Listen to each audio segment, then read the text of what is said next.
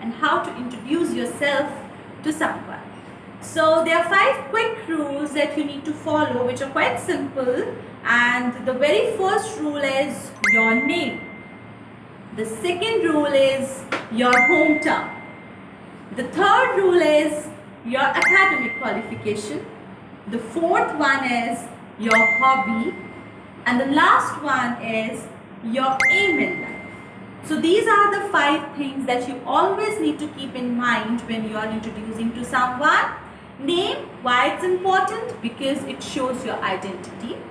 Second is hometown. The person should know from which place you belong to. Third is your academic qualification. This is important if you go for any sort of job interview or something.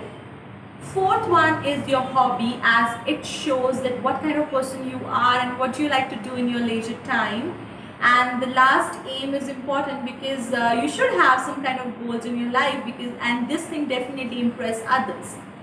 So here I'm going to give the quick introduction of mine, which will definitely help you out to construct your sentences as well. Well, my name is Harjot Kaur. I hail from Jalandhar city, which is in Punjab, North India. If I talk about my qualification, I have done MBA. And my hobbies are listening to music, teaching my students, and definitely making videos. The aim in my life is to become an entrepreneur. Definitely I see myself as a businesswoman in coming 5 years down the line.